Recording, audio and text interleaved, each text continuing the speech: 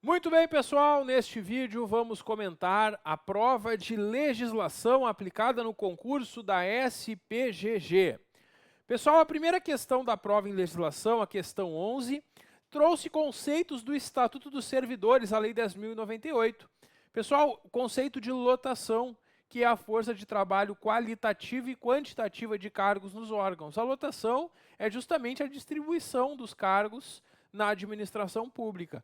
Quantos e quais cargos que vai ter em cada setor, em cada órgão da administração. É isso. O conceito, então, de lotação, que está na letra A, está correto. Essa é a nossa resposta, conforme artigo 17. Nas demais questões, a banca fez algumas pegadinhas, trocando uma palavrinha ou outra. A letra B está errada, porque disse que a lotação seria em separado. E o artigo 17, parágrafo 3º, diz que na nomeação para cargos em comissão e função gratificada, a lotação é no próprio ato. Então, quando o Estado nomeia alguém para um cargo em comissão, já diz onde que vai trabalhar. Já diz no próprio ato a lotação, não em ato em separado. Por isso, a letra B está errada. Quando for servidor afastado do cargo, o prazo para posse começa a fluir a partir do 15º dia. Não, pessoal. Se um servidor está afastado e é nomeado em outro cargo, o prazo de posse começa a correr quando terminar o afastamento. Não é 15 dias depois do afastamento, é quando terminar o afastamento, conforme artigo 18, parágrafo 1º. Então, a letra C também está errada, não tem esse 15º dia aqui. Letra D. Essa foi uma boa pegadinha que eu antecipei para vocês que a banca poderia fazer. A gente tem que saber que quando você é nomeado, tem um prazo para tomar posse. Depois que tomar posse, tem outro prazo para entrar em exercício. O prazo para exercício é 30 dias. E muita gente caiu nessa pegadinha e marcou a letra D. Porque memorizaram só que o prazo era de 30 dias. Mas não lembraram do nosso mapa mental. Pessoal, esses 30 dias começam quando? Da posse, não é da nomeação. Quando eu sou nomeado, eu tenho 15 dias prorrogáveis por mais 15 para tomar posse. Depois que eu tomei posse, começam os 30 dias para exercício. Então, esse contados da data da nomeação está errado, porque são contados a data da posse, conforme artigo 22 da Lei 10.098. Pegadinha sacana da banca, mas está errada. Letra E. Readaptação, recondução, bem como nomeação em outro cargo, interrompem o exercício. Não! Essas são as situações que nós vimos no artigo 22, parágrafo 3º, que não, olha aqui, ó, está em caixa alta para vocês, que não interrompem o exercício. Porque eu avisei que a banca ia tentar enganar vocês dizendo que essas situações interrompem o exercício. E foi o que a banca fez, tentou nos enganar. Então essa também está errada, apenas a letra A está correta aqui na questão 11, ela é o nosso gabarito. Vamos adiante, questão 12, sobre a administração pública e o tratamento que lhe é dado pela Constituição Estadual, assinale a correta. Pessoal, essa aqui talvez seja a pior questão dessa prova. Pior questão porque cobrou coisas que não avaliam nada e coisas sem relevância, como eu vou mostrar para vocês. Mas vamos lá, eles colocaram, a gente tem que saber. A letra a ação política administrativa do Estado é acompanhada e avaliada através de mecanismos estáveis por conselhos públicos. Não são conselhos públicos, são conselhos populares, não públicos, são coisas diferentes. Pegadinha sem graça da banca, né? Porque é decoreba isso, né? É decoreba. Claro que quem estudou a Constituição do Estado e lembrou que eram conselhos populares achou estranho esses conselhos públicos e marcou que estava errada. Mas uma questão mal feita essa, infelizmente não vejo como recorrer dela, mas foi uma bobagem, né, essa troca que a banca fez. Letra B. Essa aqui eles fizeram uma pegadinha porque a gente viu na Constituição Estadual que a publicidade tem que ter caráter educativo, informativo e de orientação social. E na publicidade do Estado, institucional, não pode ter nenhum símbolo, expressão, nome, slogan político partidário ou imagem que caracterizem promoção pessoal. É isso que a gente tem no artigo 19, parágrafo 1º. E lá diz que, mesmo que não seja custeado pelo Estado, a publicidade feita pelo Estado não pode ter esse caráter.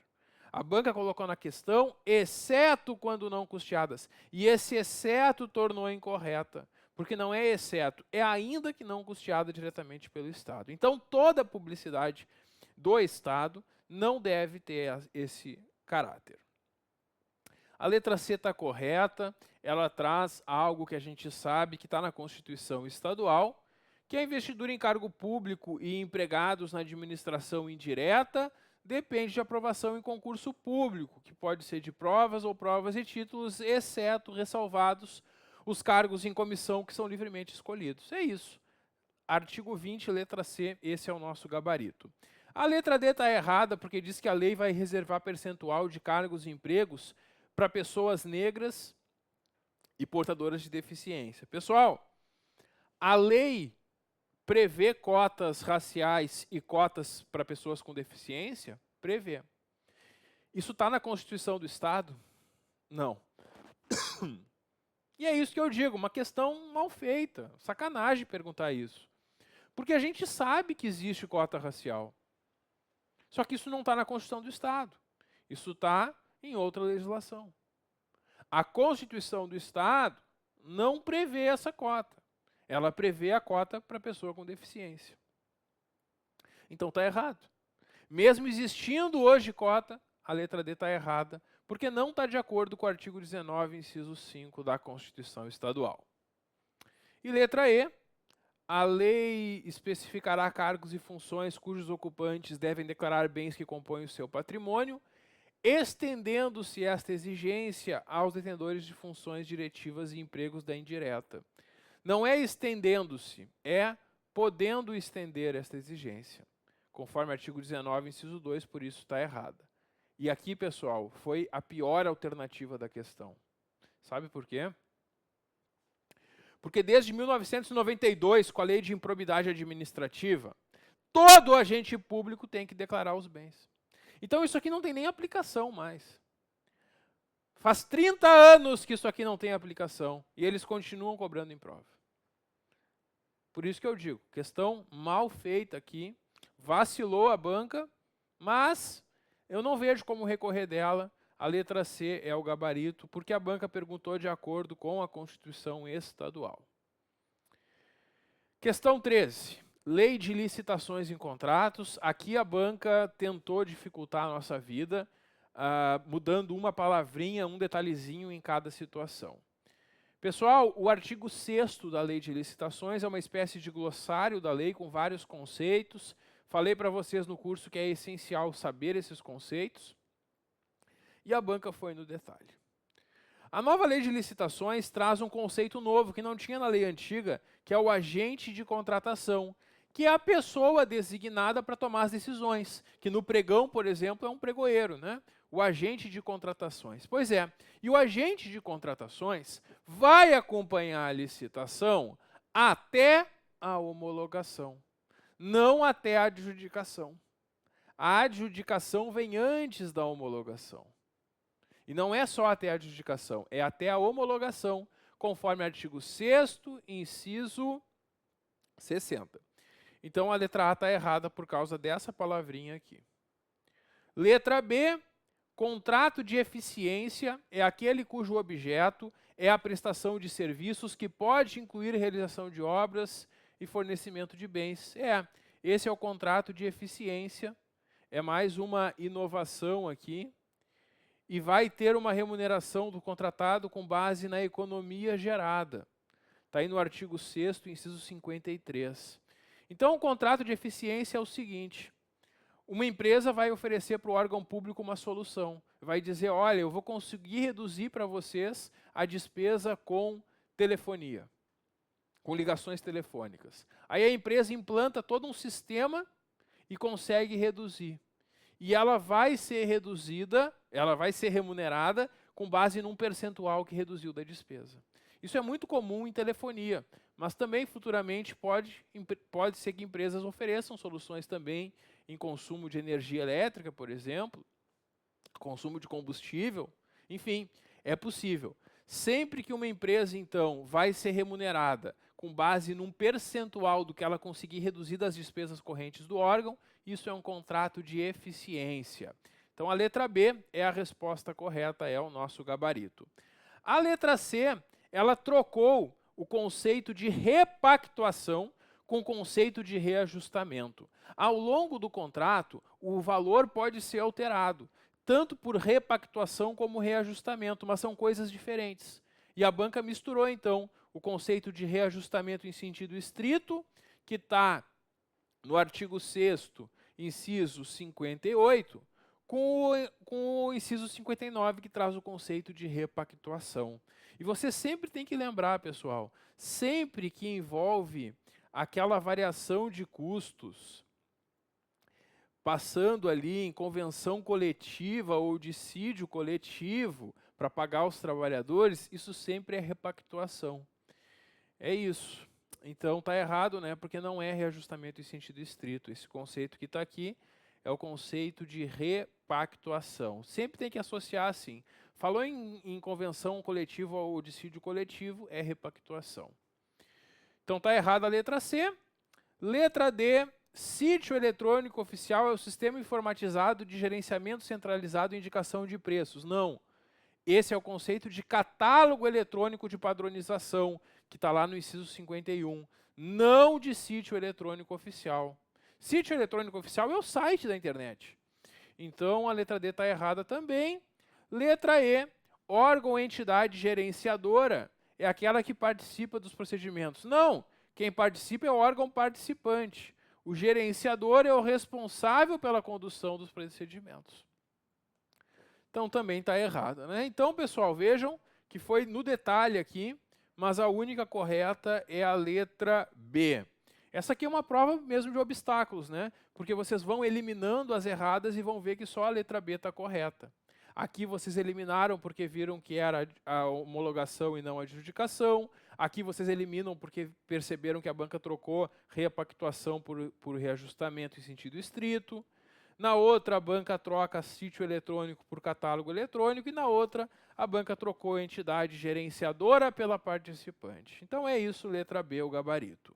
Nada a recorrer nessa questão também. Mais uma de licitações. Pessoal, aqui nós temos o diálogo competitivo, mais uma novidade da nova lei de licitações. Na lei 8666, na antiga lei, não tinha esse diálogo competitivo. Pessoal, a administração vai apresentar, nesse diálogo competitivo, as suas necessidades e estabelece um prazo mínimo de 25 dias úteis para manifestação de interesse.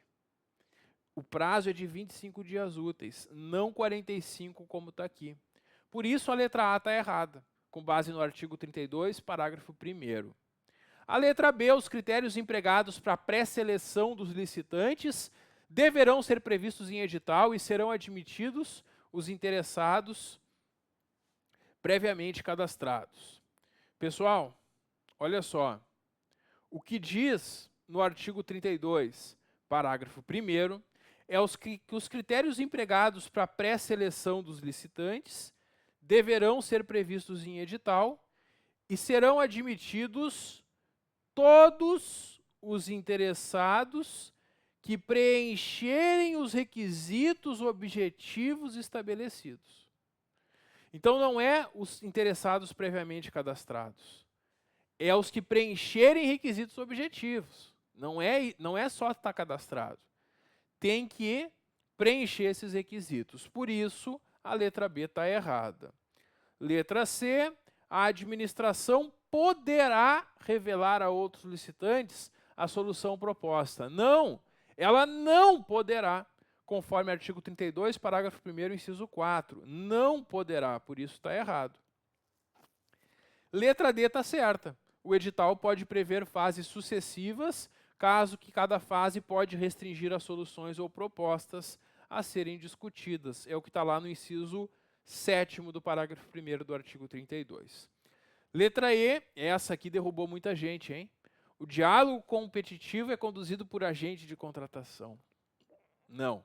O diálogo competitivo é conduzido por uma comissão de contratação que é composta de pelo menos 3 servidores efetivos ou empregados, não é só por um agente. Então a letra E está errada também. Letra D, a única correta, também não vejo como recorrer nessa questão. Questão 15. Agora entrando nas leis da carreira da ESPGG. Essa lei 8186, que é a lei que criou o quadro de funcionários técnicos científicos, que é como eram chamados antes os analistas, ela tem poucas disposições, e eles pegaram justamente as disposições dessa lei sobre a questão de promoções. Assunto que também está melhor explicado na nova lei, né? Então, escolheram mal o assunto aqui que colocaram. Mas vamos lá. A letra A diz que as classes seguintes à inicial serão todas providas mediante promoção, de classe a classe, pelos critérios de merecimento e antiguidade alternadamente. Aqui está dizendo o seguinte, olha, a gente tem a classe A, a classe B, a classe C, a classe D e a classe E, por exemplo. Aqui está dizendo o seguinte na questão, todas serão por antiguidade e merecimento, alternadamente. Será que está certo isso? O que diz a lei? Artigo 6º da lei. As classes seguintes a iniciais serão providas mediante promoção de classe a classe, nos critérios de merecimento e antiguidade, alternadamente. Tranquilo, né? Exceto quanto à última, que obedece exclusivamente merecimento. Então, se forem cinco letras, a classe B, a C e a D, A não, porque a tu entra pelo concurso, né? Na classe B, C e D são os 2 critérios. Na E é só por merecimento. No momento que a questão falou que todas são providas dessa forma, ficou errado, porque não são. São 5 classes, nesse exemplo aqui que eu estou dando.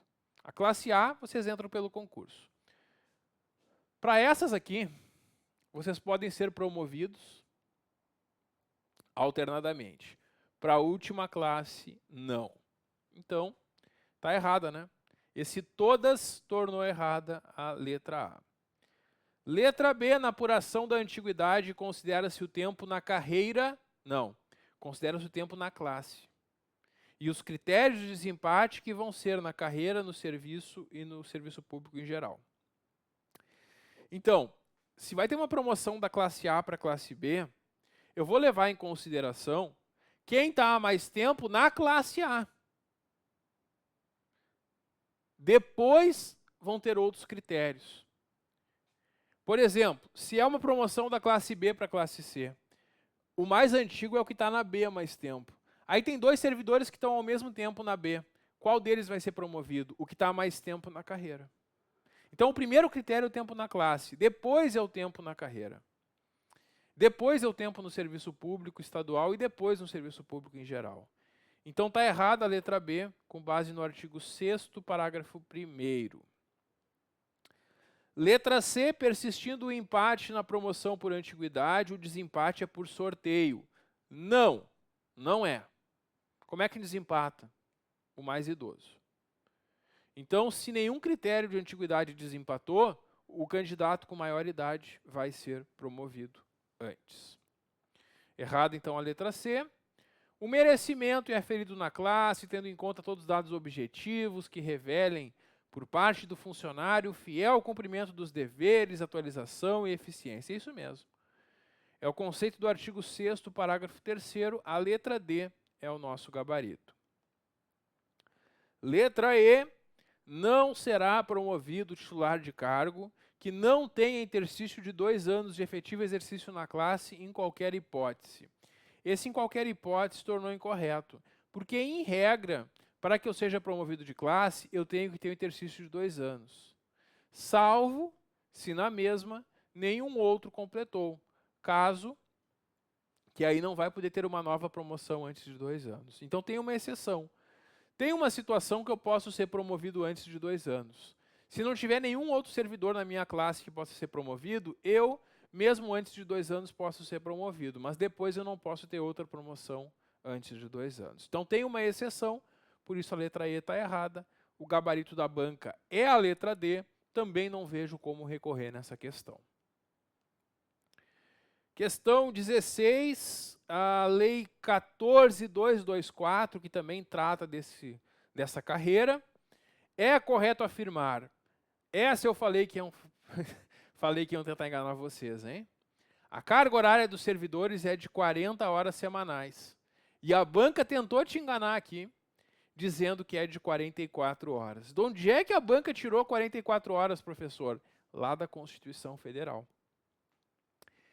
Porque o artigo 7º da Constituição, ele diz que os trabalhadores vão fazer no máximo 44 horas por semana.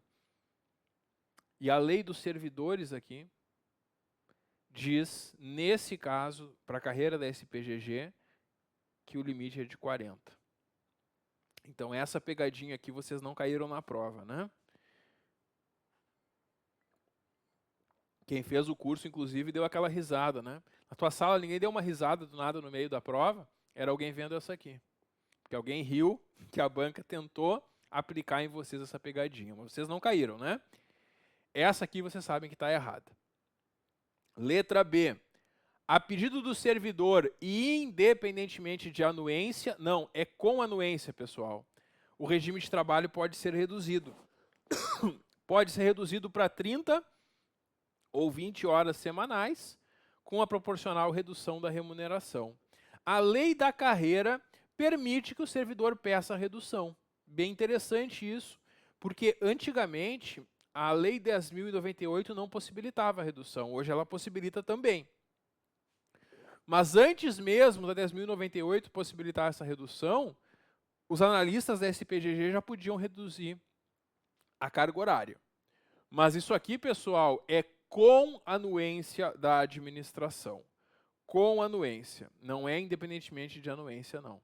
Claro, porque se eu trabalho no setor e peço a redução de horário, o meu chefe vai ter que analisar se não vai fazer falta. Se eu reduzir meu horário, não vai prejudicar o serviço, porque ele está contando comigo lá 40 horas por semana. Aí eu vou reduzir para 20 horas. É claro que eu vou ter menos tempo para produzir, então tem que passar pela administração. Letra C, a solicitação de redução deve vir acompanhada de parecer da PGE. Não, porque não é uma questão jurídica. A lei assegura o direito de redução, isso não precisa de parecer da PGE. O que precisa? De um parecer da chefia imediata. Então, quando eu quero pedir a redução, eu vou pedir a redução e o meu chefe vai fazer um parecer dizendo, olha, não tem problema, o Gustavo reduzir a carga horária para tantas horas. É isso. Então, o parecer não é da PGE, é da chefia imediata, que no parecer vai indicar que não tem problema essa redução. A redução de jornada será sempre por prazo certo e período nunca inferior a 6 meses. É sempre por prazo certo, mas o período nunca inferior a 1 ano, conforme artigo 11, parágrafo 3º. Quem fez o nosso simulado aqui para a SPGG, eu coloquei justamente esse artigo na questão, né?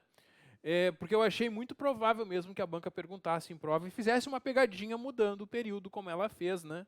Aqui, nunca inferior a 6 meses. E letra E, fim do prazo. Sem pedido de renovação, o servidor retorna automaticamente à jornada de 40 horas semanais. Que prazo é esse, pessoal? É o prazo da redução. Então, se eu fiz a redução da carga horária e terminou esse prazo, e eu não pedi a renovação, eu volto a trabalhar 40 horas. Então, se eu pedir redução por 1 ano, terminou o ano, não pedi renovação, automaticamente eu estou de volta às 40 horas semanais. Essa é a resposta correta, conforme artigo 11, parágrafo 4º. Aqui, pessoal, a banca não foi clara o suficiente, né? Ela poderia ter dito, fim do prazo da redução, sem pedido de renovação, o servidor retorna automaticamente a jornada de 40 horas. Então, quem errou essa questão e quiser recorrer quanto a ela, até pode argumentar aqui que a letra E não menciona de que prazo que ela está falando. É claro que quem estudou a lei sabe que prazo é esse, né? Mas a questão deveria ter sido mais clara. A questão deveria ter dito, fim do prazo da redução, né? Então, é a única correta, é a letra E, o nosso gabarito. Quem quiser recorrer tem essa possibilidade, embora eu ache que a banca não vá aceitar, mas enfim, dá para tentar recurso nessa. A questão 17, pessoal, sobre brasileiro nato e naturalizado, uma das questões mais tranquilas da prova. Quem fez aula comigo lembrou desse mapa mental, né? Vocês lembraram que o naturalizado é aquele estrangeiro que vem para o Brasil e se torna brasileiro. E aí, para quem vem de países de língua portuguesa, basta 1 ano de residência e idoneidade moral. E os estrangeiros de qualquer nacionalidade, 15 anos ininterruptos de residência e não ter condenação penal. E aí vocês acharam isso na letra E. Todos os outros casos colocados são os casos de brasileiro nato, não naturalizado. Então, a letra E, o gabarito, de acordo com o artigo 12 da Constituição Federal, essa questão bem tranquila também, não tem como recorrer dela, não vejo nada de errado. Questão 18, questão sobre a Lei Maria da Penha. Essa questão, pessoal, trouxe vários mapas mentais que a gente trabalhou no estudo da lei. Primeiro, veio aquela pegadinha dizendo que cabe somente à sociedade e ao poder público criar as condições. Não, pessoal, a gente precisa que a família também ajude. Não adianta a sociedade e o poder público fazerem a parte dela e a família não cumprir a sua parte na proteção da mulher vítima de violência doméstica e familiar. O artigo 3º, parágrafo 2º, diz que cabe a todos eles. Então, esse exclusivamente tornou errada a letra A. Letra B, formas de violência doméstica e familiar contra a mulher. Fácil essa, né? E eu falei para vocês que isso é um dos pontos mais cobrados da Lei Maria da Penha. Está lá no artigo 7º. Inclusive, a gente fez aquele esquema mostrando para vocês qual é a violência física, psicológica, sexual, patrimonial e moral. Aqui a gente tem certinho qual é esse tipo de violência, né? Então, pessoal, a letra B é o nosso gabarito. Questão bem simples, né? Bem fácil essa. Claro, fácil para quem estudou a Lei Maria da Penha, certamente lembrou dos 5 tipos de violência. A letra C está errada porque eles colocaram que a política pública seria exclusiva do poder público. E não, é um conjunto de ações do poder público e também ações não governamentais. Nós temos muitas ONGs que atuam na área de proteção à mulher. Então está errada, conforme o artigo 8º, a letra C. A letra D diz que o juiz vai determinar por prazo indeterminado a inclusão da mulher. Não, é por prazo certo. Por um prazo certo, o juiz determina, conforme o artigo 9º, parágrafo 1º. Por isso, a letra D está errada. E a letra E diz que os estados, Distrito Federal e municípios, na formulação das suas políticas, devem dar prioridade na Polícia Civil. Pessoal, esse municípios aqui está errado. Porque quem cuida de polícia são os estados e o Distrito Federal. O município não tem Polícia Civil. Então, esse municípios aqui foi colocado a mais e tornou incorreta a letra E, com base no artigo 12A da Lei Maria da Penha. Então é isso, pessoal. O gabarito é mesmo a letra B, também não teria aqui como recorrer nessa questão. Questão 19, uma das questões mais fáceis, né? Condição de elegibilidade. Lá na Constituição Federal, a gente estudou qual a idade mínima para cada cargo. Lembram? Está lá no artigo 14, parágrafo 3º, inciso 6 da Constituição.